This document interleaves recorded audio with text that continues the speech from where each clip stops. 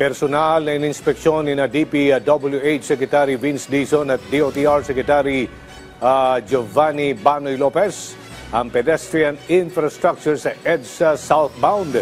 Umabot sa halos 5 kilometro ang kanilang paglalakad mula EDSA Ayala hanggang EDSA Rojas Boulevard upang tukuyin ang mga suliraning nararanasan ng mga publiko at makapaglatag ng agarang solusyon. Si Bernard Ferrer sa sentro ng balita. Gawin na nating pedestrian and commuter-friendly ang EDSA.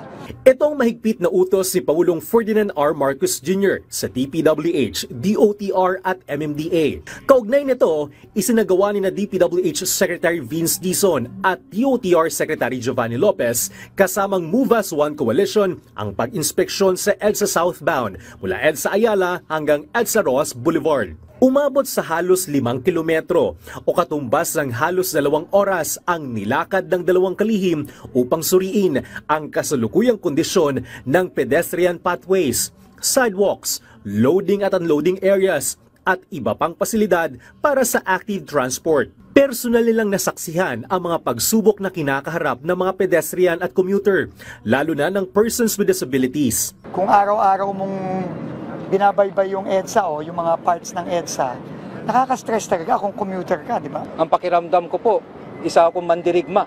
Napakahirap po, napakadelikado po ng ating mga sidewalk. At tama po, may nakita kami ni Secretary Vince, may mga infrastruktura na nakalagay na hindi namin alam kung anong layunin. Agad naman nilang tiniyak ang pagresolba sa mga natuklasang problema.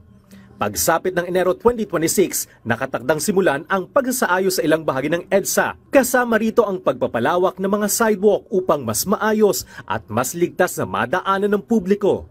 Ang problema sa EDSA, car-centric yung approach eh.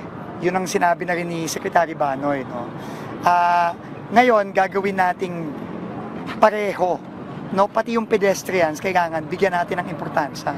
Kasi nakalimutan talaga kasi kayo. Tiniyak ng DPWH at DOTR na mananatili silang bukas sa mga suwestyon ng publiko, lalo't sila ang pinaka-prioridad at bahagi rin ito ng paghahanda ng bansa sa hosting ng ASEAN 2026.